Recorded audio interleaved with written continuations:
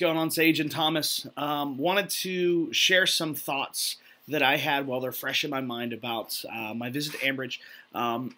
First off, I think that the experience downstairs in Kid Zone was phenomenal. All the kids had a blast.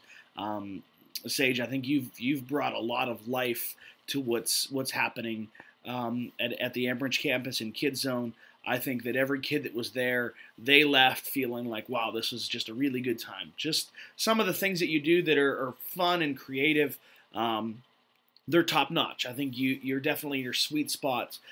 Just some of the fun things that you do with dodgeball and the hide and seek things that you're doing.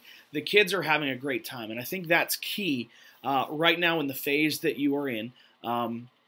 To really engage kids in that, to create this fun, dynamic experience. I mentioned I did something similar with Butler, and they're kind of on the opposite side of things. I think in the size of the church and children's ministry that you want it to feel very fun, very engaging, and lighthearted, where the kids are just having a blast.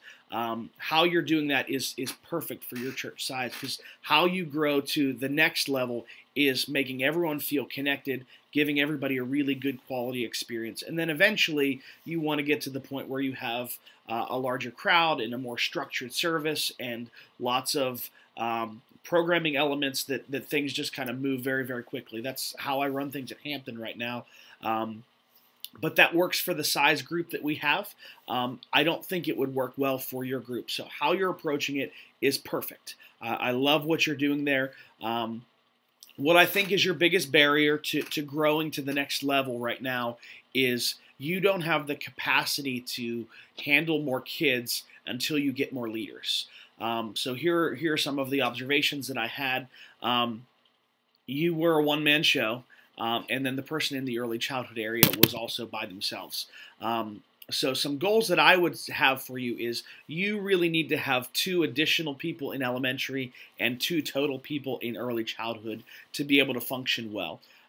You got a decent amount of kids. I think this past week you had 20 total people in the kids ministry, and that is probably exceeds that target goal of 25% of the overall attendance at a campus. So you're doing really well with that, but your capacity is the biggest concern right now, specifically with leadership. So here are some observations. Sage, you're the primary presenter up on stage, and there's nobody to correct anybody who is misbehaving or breaking rules or things like that. So you're up there talking about how, hey, this is what the lesson is for the day. This is the Bible lesson. And then you have to pause and then turn over here and say, hey, you need to stop talking over there. You need somebody that can be a support to you and handle a lot of those things, so you can use your dynamic personality and charisma to create that good experience. Until you have that, you're always going to feel split, and you're never going to be able to fully engage in your strengths. I don't think any of this is like breaking news to you, but it's pretty crucial. There's also some other things that I think having additional people could do to really help to grow things. So there was one child that was there that was probably on the younger side of things. Maybe he was 4, and he was pretty disruptive and distracting. Really, that child should be in the nursery preschool area. He was kind of like laying on the mat and distracting some of the other kids when you were doing your small group time. You're there leading and trying to do things. What really needed to happen is one of the leaders needed to take that child away, bring him to the pre-K room, and make sure those things are happening. A lot of those things are going to be missed if you're the only one in the room. You're not going to notice that he's there and he shouldn't be there. You're not going to be able to correct him. We also had a child that was just kind of off doing his own thing and kind of a little grumpy about something. He didn't want to join the rest of the group. I was able to address that. Well, Sage led the rest of the group. But if you have somebody else that can do those things, it allows you, Sage, to be the primary presenter and communicator, and not have to leave the crowd to go and handle one child that needs a little bit of redirecting. Those dynamics are not going to disappear. You're always going to have kids that need some sort of redirecting. You also have a little bit of a rough crowd as far as behaving. You kind of got some kids that are a little distracting. So you need those extra people. when you get that, you're going to have a significantly higher capacity to reach more kids, and you're going to create a better experience.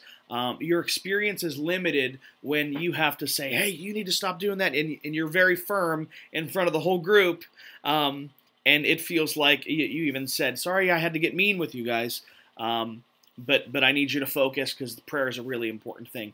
If you don't have to do that and you can continue to do things while somebody else pulls that child aside and gives them some correction or redirects them away from the rest of the group, it creates a better experience for everybody. It keeps everybody focused. So those are the things that clearly just need to be addressed. Now, getting volunteers, I recognize that this is a challenge. So there's a couple things that I'm going to suggest, but also a tool that I want to give to you. So I think number one, Sage, you need to make a list, and Thomas, maybe you can help with this, of some people that you can recruit. I'd like to see you have a list of 10 people that you're targeting to get involved to serve at the Ambridge campus. Now, the Ambridge campus is, you don't have a huge pond to fish in because it's a smaller campus. So I would encourage you, make a list of 10 people that you are going to target to recruit. They can be from the Ambridge campus or they can be from the Hampton campus. Recruit some people to come and serve at Ambridge on a regular basis to help you out and make Ambridge part of their home. People will respond if you give them the vision and the mission behind what you're asking them to do. So go after people. Target them. If they're already serving somewhere else, just give the person that they're serving with a heads up that you're going to try to recruit them and gain their agreement. But go after some people. You need a couple of extra people there. Really, as far as policy, you shouldn't be in the room with elementary kids by yourself, and the nursery and preschool worker shouldn't have been in the room by themselves. That kind of violates some policy things. So it needs to happen just for safety, for liability stuff, but also for effectiveness. It's not just let's keep all the kids safe or make sure we don't get sued. You're not going to be effective unless you get that extra person. So action step number one, get a list of 10 people that you are going to aggressively go after and recruit. Number two, start making the asks of people. They can be from Ambridge, they can be from Hampton, but have those conversations with people. Now, I recognize that maybe recruiting people is a challenge. It's not something you're used to. You don't have a lot of experience doing it. I just filmed a video that is going to be given to all the campuses, and hopefully that's going to be done in the next week, that walks you through the steps of recruiting a new volunteer, how to make that ask, how to be effective in doing that. So as soon as I have that available, I'm going to pass that along to you. But let me say this too. Recruiting people is not always the most fun thing to do. It's maybe not your sweet spot. It's maybe not where you feel comfortable. But I think this is one of those things that you really just have to rip off the Band-Aid and go for it. It's kind of painful at first, but you will not reach the potential in the Ambridge campus until you really go after some people. What I would say is, I don't know how you're spending the time that you have, Sage, during the week to prepare and do ministry and things like that. So I would say number one priority is be present during the services that you have on weekends and Wednesdays. Number two, you need to be aggressively working on recruitment. Everything else that you're doing is secondary priority to recruiting people. So be there on the weekends. That's a couple of hours of your time. But second to that is making your list of people, getting on the phone and contacting them, having lunch appointments with people, having coffee with people, sending out text messages, sending out Facebook messages, and asking people to get involved. Your time spent doing that is going to give you a significantly higher return than any lesson prep, any games that you're working on, any upgrades to the facility, or building the basketball hoop, or whatever.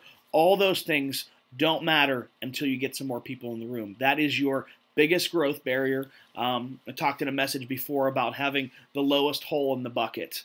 So you can be plugging holes in the top of the bucket, like building your basketball hoop, or doing your lesson planning, or preparing games, or things like that. But until you fix this volunteer piece, you're not going to be able to hold any water in that bucket, because that's the lowest hole that you have to address. And if that isn't getting addressed, you're constantly going to be losing the water in your bucket or the people that are coming to the kids ministry at Ambridge.